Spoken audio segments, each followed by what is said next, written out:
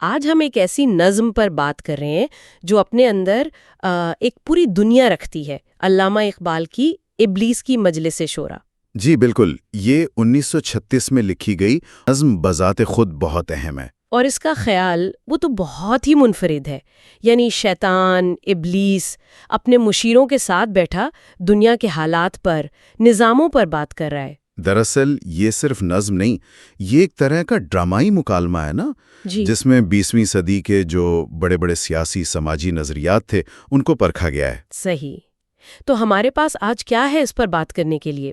خود نظم تو ہے ہی۔ جی نظم ہے، اس پر جو تجزیے لکھے گئے ہیں وہ ہیں، اچھا۔ اور اقبال نے کمال یہ کیا ہے کہ ابلیس اور اس کے مشیروں کی زبان سے سامراجیت، سرمایہ داری، جمہوریت، یہاں تک کہ اشتراکیت، ان سب پر تنقید کی ہے۔ تو آج ہماری کوشش یہی ہوگی کہ اقبال کے ان تجزیوں کو ذرا سمجھیں اور یہ جانیں کہ ان نظاموں کے بارے میں ان کا اصل نقطہ نظر تھا کیا۔ جی اور ایک سوال یہ بھی ذہن میں آتا ہے کہ آخر اقبال نے اپنی بات کہنے کے لیے ابلیس جیسے ایک منفی کردار کو کیوں چنا؟ یہ بہت دلچسپ سوال ہے، شاید اس ڈرامائی انداز میں زیادہ اثر تھا۔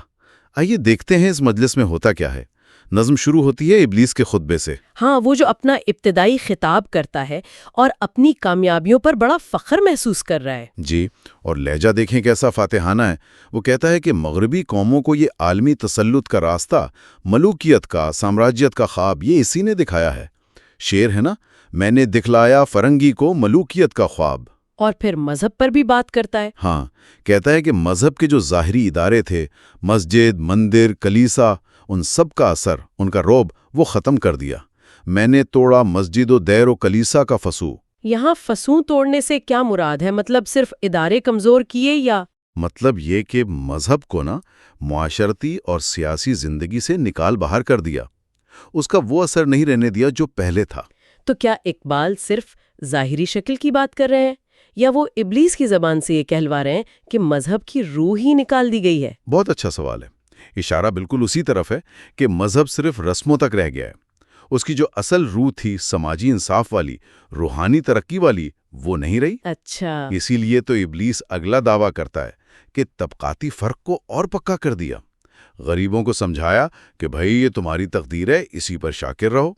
میں نے ناداروں کو سکھلایا سبق تقدیر کا۔ یعنی کوشش ہی نہ کرو اپنی حالت بدلنے کی۔ بالکل، بس قسمت سمجھ کر قبول کر لو۔ اور دوسری طرف امیروں کے لیے کیا تھا؟ ان میں سرمایہ داری کا جنون پیدا کیا، یعنی دولت جمع کرو، بڑھاتے جاؤ، اس کی ہوس کبھی ختم نہ ہو۔ میں نے مونم کو دیا سرمایہ داری کا جنون۔ تو ایک طرف بے عملی، دوسری طرف بے لگام خواہش۔ جی، یہی تضاد تو ابلیسی نظام کی بنیاد ہے۔ اصل مقصد انسان کو اس کی حقیقی حیثیت اور مقصد سے بھٹکانا ہے۔ ان دعووں کے بعد وہ جو اپنے نظام کے پکے ہونے پر یقین دکھاتا ہے وہ بھی بڑا دلچسپ ہے۔ وہ اسے ایک پرانے مضبوط درخت سے ملاتا ہے۔ ہاں، کہتا ہے کون کر سکتا ہے اس نخل کوہن کو سرنگوں، یعنی میرا یہ نظام اتنا مضبوط ہو گیا ہے کہ اب اسے کوئی گرا نہیں سکتا۔ صدیوں کی محنت ہے یہ میری۔ واہ۔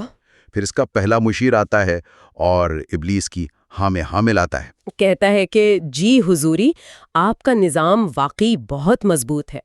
عوام تو اب غلامی کے اتنے عادی ہو چکے ہیں کہ آزادی کا سوچتے بھی نہیں۔ پختہ تر اس سے ہوئے خوئے غلامی میں عوام۔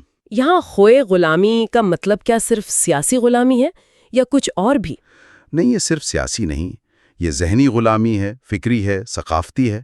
مطلب لوگ حکمرانوں کے نظریات، ان کا رہن سہن بغیر سوچے سمجھے قبول کر لیتے ہیں۔ اچھا۔ یہی مشیر پھر مذہب کی حالت پر تبصرہ کرتا ہے۔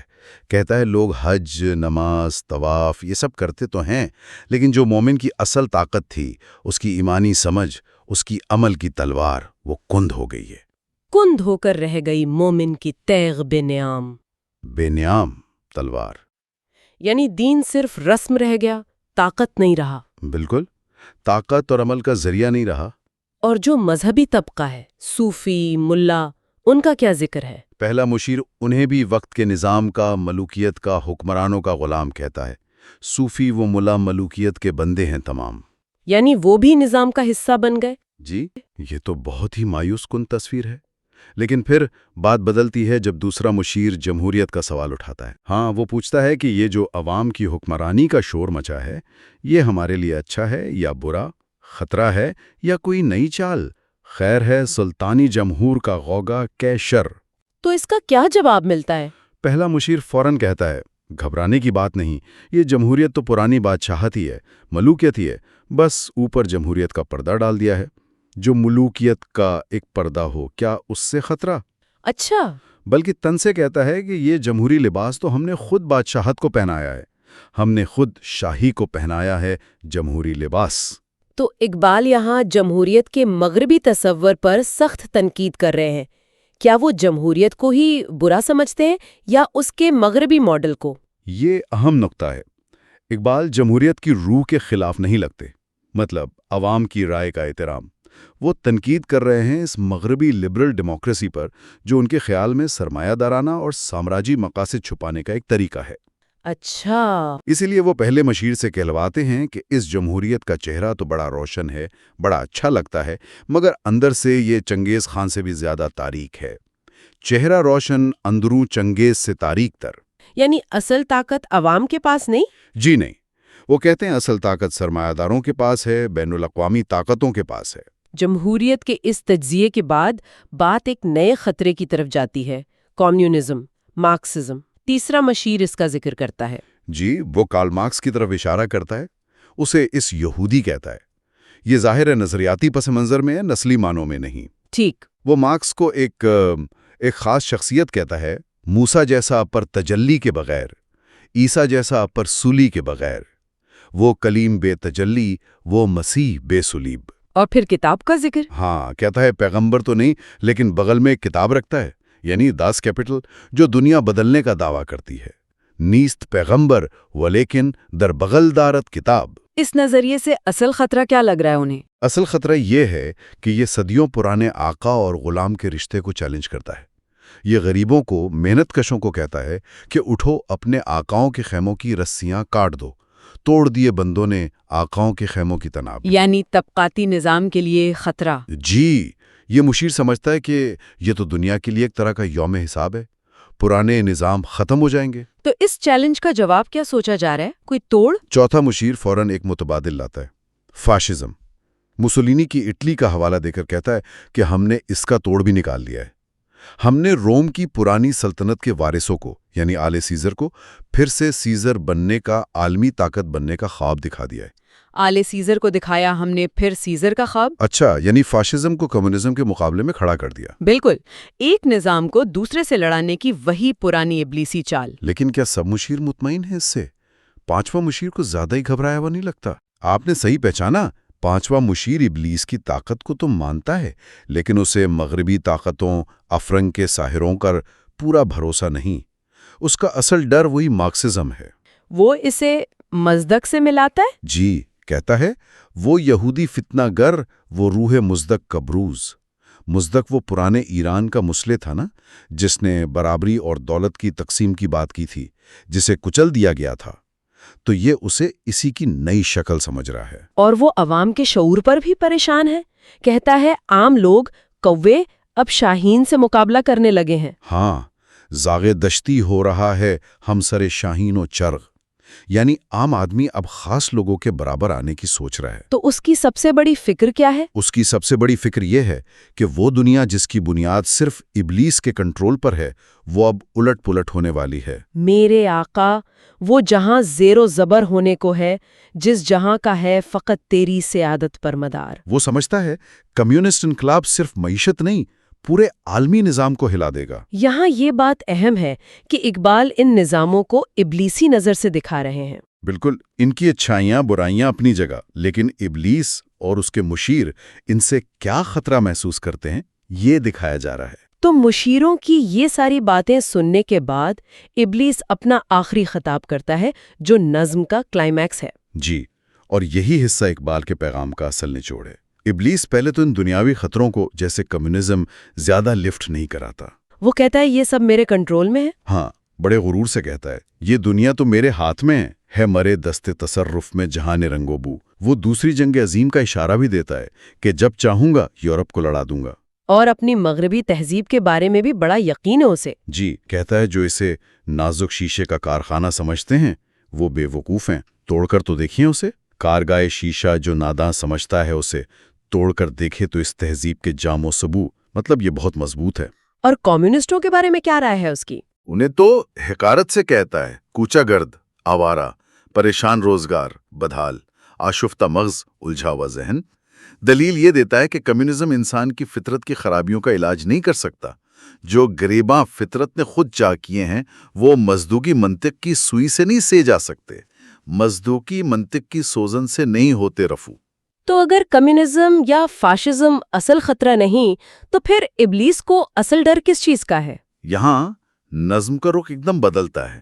ان سب نظاموں کو رد کرنے کے بعد ابلیس اپنے سب سے بڑے اصلی خوف کا اعتراف کرتا ہے۔ اور وہ کیا ہے؟ وہ کہتا ہے اگر مجھے کسی سے واقعی کوئی خطرہ ہے تو وہ اس امت سے ہے، مسلمانوں سے ہے۔ اگر مجھ کو خطرہ کوئی تو اس امت سے ہے جس کی خاکستر میں ہے اب تک شرار آرزو، جس کی راکھ میں اب بھی آرزو کی چنگاری باقی ہے۔ یہ تو بڑی حیرانی کی بات ہے۔ ایک طرف وہ خود ہی مسلمانوں کی کمزوری، بے عملی کا رونا رو رہا ہے اور دوسری طرف انہی سے ڈر رہا ہے۔ یہ تضاد کیوں؟ یہی تو اقبال کا کمال ہے۔ ابلیس مانتا ہے کہ ابھی مسلمان کمزور ہیں، قرآن کے اصل پیغام سے دور ہیں، عصر حاضر کے تقاضوں سے ہیں، لیکن یہ بے خبر سرمایہ داری ہی ان کا دین بن گئی ہے۔ علماء میں روحانی طاقت نہیں رہی، بے ید بیضا ہے پیران حرم کی آستین۔ لیکن پھر خوف کس بات کا؟ اصل خوف یہ ہے کہ کہیں زمانے کے حالات، دوسری تہذیبوں کی ناکامی، اسلام کے اصلی پیغام کو، یعنی پیغمبر اسلام صلی اللہ علیہ وسلم کی شریعت کو دوبارہ دنیا کے سامنے نہ لے آئیں، ہو نہ جائے آشکارا شرع پیغمبر کہیں۔ اسے شریعت پیغمبر سے اتنا ڈر کیوں لگتا ہے؟ کیا خاص بات ہے اس میں؟ ابلیس خود بتاتا ہے، کہتا ہے الحذر، آئین پیغمبر سے 100 بار الحذر، اس سے 100 بار پناہ۔ کیوں؟ کیونکہ یہ نظام عورت کی عزت کا محافظ ہے، حافظ ناموس زن۔ یہ مردوں کی صلاحیتوں کو ابھارتا ہے، انہیں بہترین انسان بناتا ہے، مرد آزما، مرد آفرین۔ اور سماجی طور پر؟ سماجی طور پر یہ ہر قسم کی غلامی، سیاسی، معاشی، ذہنی، سب کے لیے موت کا پیغام ہے۔ موت کا پیغام ہر نوع غلامی کے لیے۔ اس میں نہ بادشاہ ہے نہ فقیر، سب برابر۔ اور دولت کے بارے میں؟ یہ دولت کو پاک کرتا ہے، سود، ذخیرہ اندوزی سے۔ امیروں کو مالک نہیں امین بناتا ہے، اللہ کی امانت کا رکھوالا۔ منموں کو مال و دولت کا بناتا ہے امین۔ اور اس کا سب سے بنیادی اصول کیا ہے؟ سب سے بنیادی انقلابی بات یہ ہے کہ زمین کسی بادشاہ کی نہیں، اللہ کی ہے۔ بادشاہوں کی نہیں، اللہ کی ہے یہ زمین۔ یہ اصول ہر اس نظام کی جڑ کاٹ دیتا ہے جو انسان پر انسان کی حکومت قائم کرتا ہے۔ اچھا، یہی وہ پیغام ہے جس کے دوبارہ زندہ ہونے سے ابلیس سب سے زیادہ ڈرتا ہے۔ تو اس ڈر کی وجہ سے وہ اپنے مشیروں کو کیا ہدایات دیتا ہے، کیا حکمت عملی بتاتا ہے اس خطرے سے نمٹنے کی؟ اس کی حکمت عملی بہت آپ کہہ لیں گہری ہے، نفسیاتی ہے۔ وہ کہتا ہے سب سے پہلے تو اس آئین کو، شریعت کو دنیا کی نظروں سے چھپا کر رکھو۔ چشم عالم سے رہے پوشیدہ یہ آئین تو خوب، اسے سامنے نہ آنے دو۔ جی، اور اس میں آسانی یہ ہے کہ خود مسلمان بھی اس پر پورا یقین نہیں رکھتے۔ یہ غنیمت ہے کہ خود مومن ہے محروم یقین۔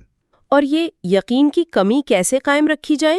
اس کے لیے وہ دوسری ہدایات دیتا ہے، مسلمانوں کو فضول کی مذہبی کلامی بحثوں میں الجھائے رکھو، الہیات میں الجھا رہے، یہ کتاب اللہ کی تعویلات میں الجھا رہے، اصل مسئلوں سے توجہ ہٹا دو۔ بالکل، انہیں فروعی باتوں پر لڑاتے رہو۔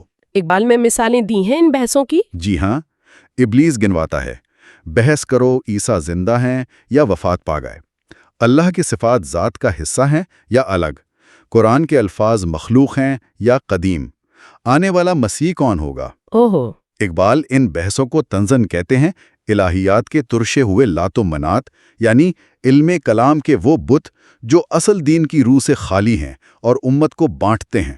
تیسری حکمت عملی کیا ہے؟ انہیں عمل کی دنیا سے بالکل کاٹ دو، تم اسے بیگانہ رکھو عالم کردار سے، انہیں سوچنے اور بحثنے میں اتنا لگاؤ کہ وہ عملی زندگی میں کچھ کر ہی نہ سکیں۔ ساری توانائی بحثوں میں ضائع ہو جائے۔ جی، اور چوتھی بات؟ ان میں ایک شکست خوردہ ذہنیت پیدا کرو، دنیا سے بیزاری سکھاؤ کہ مومن کا مقدر تو غلامی ہے، قیامت تک رہے مومن غلام۔ اور یہ دنیا تو فانی ہے۔ ہاں، یہ دنیا تو کمتر چیز ہے، اسے دوسروں کے لیے چھوڑ دو، چھوڑ کر اوروں کی خاطر یہ جہاں بے ثبات، مطلب دین کو دنیا سے الگ کر دو۔ کیا کلچر اور ادب کا بھی ذکر ہے؟ بالکل، پانچویں ہدایت یہی ہے کہ ایسی شاعری، ایسا تصوف پھیلاؤ جو انہیں زندگی کی حقیقتوں سے آنکھیں بند کرنا سکھائے۔ ہے وہی شعر و تصوف اس کے حق میں خوب تر جو چھپا دے اس کی آنکھوں سے تماشائے حیات۔ یعنی خوابوں کی دنیا میں کھو رکھو۔ جی، تاکہ وہ عملی جدوجہد سے دور رہیں۔ اور آخری سب سے اہم ہدایت کیا ہے؟ آخری اور فیصلہ کن بات، انہیں صبح کے ذکر و فکر، نفلی عبادتوں میں مست رکھو اور ان میں خانقاہی مزاج پکا کر دو، یعنی دنیا سے کٹ کر صرف اپنی ذات کی فکر کرنا۔ مست رکھو ذکر و فکر صبح گاہی میں اسے، پختہ تر کر دو مزاج خانقاہی میں اسے۔ مقصد یہ کہ ان کی مذہبی توانائی انفرادی کاموں تک رہے، نظام بدلنے کی طرف نہ جائے۔ بالکل، انفرادی عبادات تک محدود رہے، اجتماعی زندگی اور نظام سے لا تعلق ہو جائیں۔ یہ تو ابلیس کی ایک بہت ہی، آپ کہیں، جامع اور شاطرانہ حکمت عملی ہے۔ اقبال نے گویا مسلمانوں کے زوال کے اندرونی اسباب ابلیس کی زبان سے بتا دیے۔ یقیناً، یہ صرف اسلام کو دبانے کی نہیں، اسے اندر سے کھوکھلا کرنے کوشش ہے۔ اقبال کا اصل پیغام یہی لگتا ہے کہ مسلمانوں کا زوال باہر کی سازشوں سے زیادہ ان کی اپنی اندرونی کمزوریوں کا نتیجہ ہے۔ بے یقینی، عمل سے دوری، دین کے اصل پیغام سے لا علمی۔ تو اس ساری گفتگو کا خلاصہ یہ ہوا کہ اقبال کی تنقید صرف کچھ نظاموں پر نہیں ہے، وہ اصل میں اس اخلاقی اور روحانی کمزوری کو نشانہ بنا رہے ہیں جو انسانوں کو ہر قسم کے استحصالی نظام کا، جسے وہ مجموعی طور پر ابلیسی نظام کہہ رہے ہیں، آسان شکار بنا دیتی ہے۔ جی، یہ نظم ظاہری ترقی اور باطنی زوال کے فرق کو بہت واضح کرتی ہے۔ یہ ایک زندہ، متحرک اور سماجی طور پر ذمہ دار ایمان کی طاقت کی طرف بھی اشارہ کرتی ہے۔ بالکل، وہ ایمان جو صرف رسم نہ ہو بلکہ انسان کی خودی کو جگائے، اسے اپنی ذات اور کائنات میں اللہ کو پہچاننے اور ایک انصاف والا معاشرہ بنانے پر اکسائے۔ یہی وہ طاقت ہے جس سے ابلیس اصل میں ڈرتا ہے۔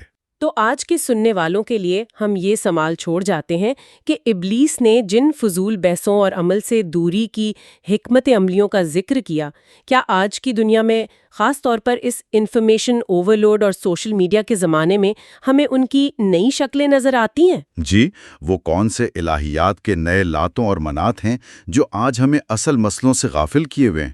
اور اس سے جڑا سوال یہ کہ اس دور میں جہاں ہر طرف سے نظریات کی بمباری ہے، ایک فرد کیسے اپنی سوچ کو صاف رکھ سکتا ہے، محروم یقین ہونے سے کیسے بچ سکتا ہے، اور عالم کردار یعنی عمل کی دنیا سے اپنا رشتہ کیسے قائم رکھ سکتا ہے؟ ابلیس کے خوف کو دیکھیں تو وہ کون سا راستہ ہے جو حقیقی تبدیلی لا سکتا ہے؟ اور ایک سوال شاید سننے والوں کے لیے چھوڑا جا سکتا ہے کہ آج کے دور میں وہ الہیات کے لات و منات یا وہ خانقاہی مزاج کن نئی جدید شکلوں میں ہمارے سامنے آتے ہیں؟ وہ کون سی ایسی بحثیں ہیں، ایسی سرگرمیاں ہیں، ایسے نعرے ہیں جن میں الجھ کر ہم اپنی اصل اجتماعی ذمہ داری سے، جسے اقبال نے کہا تھا احتساب کائنات، یعنی دنیا کو سنوارنے اور اس کی بھلائی کے لیے کام کرنے کی ذمہ داری، اس سے غافل ہو جاتے ہیں؟ یہ واقعی ایک گہرا سوال ہے۔ اسی سوال پر غور و فکر کرنے کے لیے آپ سب کو چھوڑتے ہوئے اگلی نشست تک کے لیے اجازت دیں۔